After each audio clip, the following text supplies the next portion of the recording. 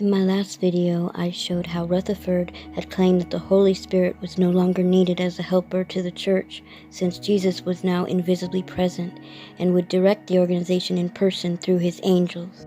Rather than an inanimate Holy Spirit directing things from afar, Rutherford taught that the angels or ministering spirits were now communicating directly with the organization. Rutherford denied that neither him nor the Watchtower were inspired. He said that Jehovah and Jesus Christ do all the interpreting of the Bible, and this interpretation is passed on by angels to the society through those who prepare the Watchtower publications. But how did these angelic spirits communicate this interpretation to Rutherford so he could publish it? Well, in my last video, I brought out how Frederick Franz said that there were angels of different rank that were controlling witnesses. But Joseph Rutherford also wrote about how these angels were interpreting things so that he could publish them. From his book Vindication, it says, "These angels are invisible to human eyes and are there to carry out the orders of the Lord. No doubt they first hear the instruction which the Lord issues to his remnant, and then these invisible messengers pass such instruction on to the remnant. The facts show that the angels of the Lord with him at his temple have been thus rendering service unto the remnant since 1919. So they are the channel of communication, and this communication is with angels. This is also known as Enochian magic. I have done much research on the Watchtower Society and Enochian magic, and apparently this has been going on since the beginning with Charles Taze Russell. First, we're going to look at Enochian magic in Wikipedia and notice the similarities between Enochian magic and the Watchtower, and also where it comes from.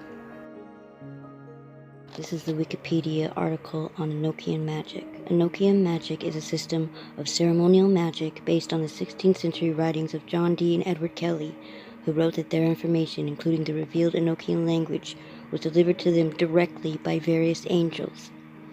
Dee's journals contains the records of these workings, the Enochian script, and the tables of correspondences used in Enochian magic. Dee and Kelly believed their visions gave them access to secrets contained within the Book of Enoch. And then they have a picture of their table there with the 4 watchtowers on it. Then down in the system it says, the 2 pillars of modern Enochian magic as outlined in Liber Chinook are the elemental watchtowers, including the Tablet of Union and the calls of the 30 Aethers. The 2 pillars, that sounds familiar.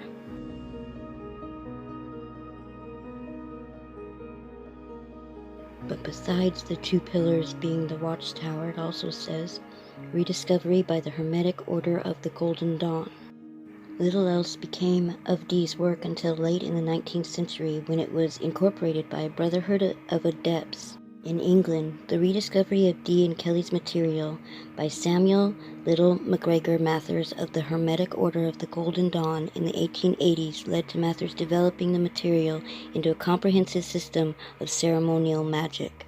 Magicians invoked the Enochian deities whose names were written on the tablets. They also traveled in their bodies of light into these subtle regions and recorded their psychic experiences. And then if you look into the Hermetic Order of the Golden Dawn on Wikipedia, the article says, the Hermetic Order of the Golden Dawn, more commonly the Golden Dawn, was a secret society devoted to the study and practice of the occult, metaphysics, and paranormal activities during the late 19th and early 20th century. Known as Magical Order, the Hermetic Order of the Golden Dawn was active in Great Britain and focused its practices on theurgy and spiritual development. Many present-day concepts of ritual and magic that are at the center of contemporary traditions, such as Wicca and Thelema, were inspired by the Golden Dawn, which became one of the largest single influences on 20th century Western occultism. And down a little farther, you find out where it comes from. The 3 founders, William Robert Woodman, William Wynne Westcott, and Samuel Little Mathers, were Freemasons. Westcott appears to have been the initial driving force behind the establishment of the Golden Dawn. The Golden Dawn system was based on hierarchy and initiation, similar to Masonic lodges. However, women were admitted on an equal basis with men. The Golden Dawn was the first of 3 orders, although all 3 are often collectively referred to as the Golden Dawn. The first order taught ascetic philosophy based on the Hermetic Kabbalah and personal development through study and awareness of the four classical elements, as well as the basics of astrology, tarot, divination, and geomancy. The second or inner order, the Roja Ruba et Torah Crucis, taught magic, including scrying, astral travel, and alchemy. The third order was that of the secret chiefs, who were said to be highly skilled. They supposedly directed the activities of the lower two orders by spirit communication with the chiefs of the second order. It's amazing all the words they use, the Watchtower, the Golden Dawn, the Golden Age, because that's Russell called his magazine, and also the Dawn Bible Students, and of course the Watchtower Society. One famous user of Enochian magic was Aleister Crowley. They tell a story about him under the Golden Dawn, that they didn't want to initiate him into the Golden Dawn, but later they had to. And magicians say that Enochian magic is very dangerous. There's no protection, and it makes people go insane. And one instance of this was Aleister Crowley himself. Fritz Springmeier, the one who wrote Watchtower and the Masons, he is actually the most notable author when it comes to exposing the witchcraft inside the Jehovah's Witnesses. And the United States CIA has his book, Bloodlines of the Illuminati, on their website. You can download it there. Here's the link. Another great book written by Fritz was Be Wise as Serpents. This book also tells all about the magic used in the Watchtower Society. But from Bloodlines of the Illuminati, he tells about mitzvah, and that the Watchtower Society, the Golden Age, tells you that mitzvah translates in Hebrew to watchtower. 4 Masonic chapters are called mitzvah, and 3 of these are in Russell's area of Pennsylvania.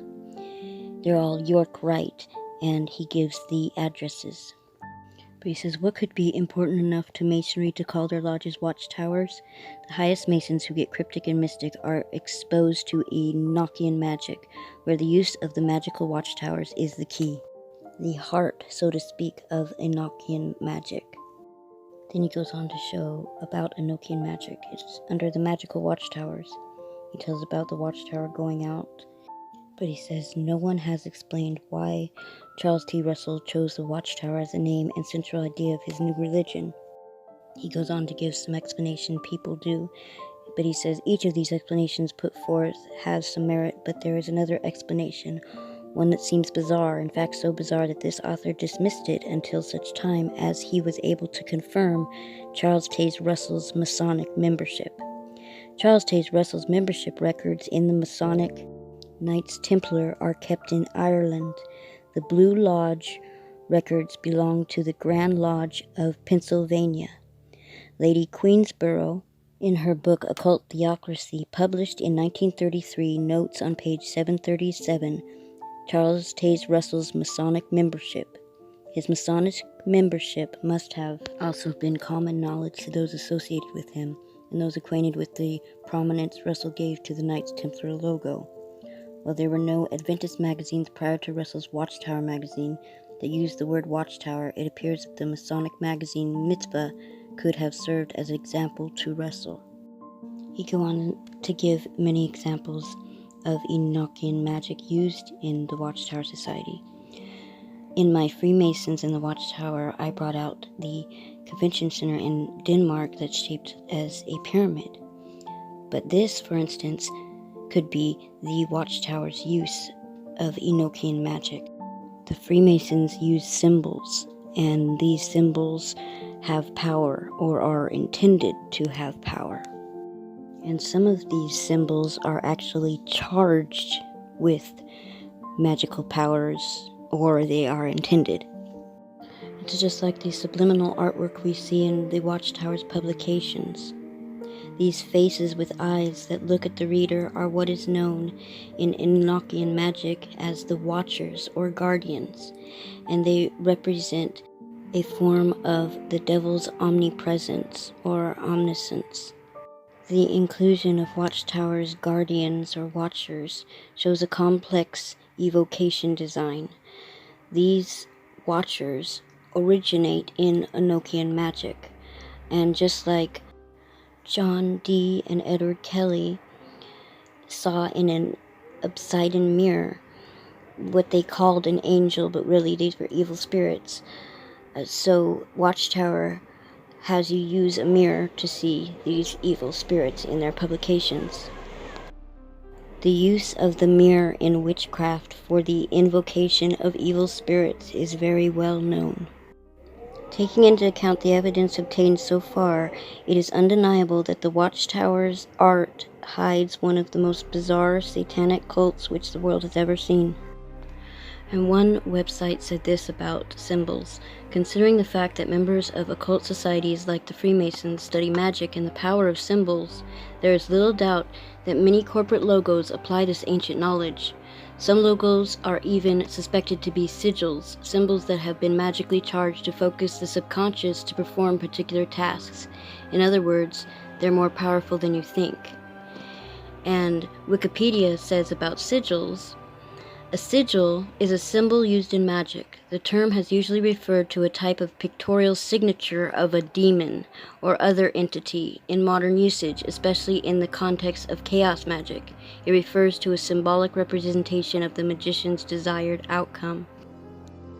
It is likely that the symbols that used to be on Watchtower literature, and more recently the subliminal images they put in their literature, and certainly the massive Eye of Horus in Denmark, are magically charged sigils intended to evoke the power of the devil.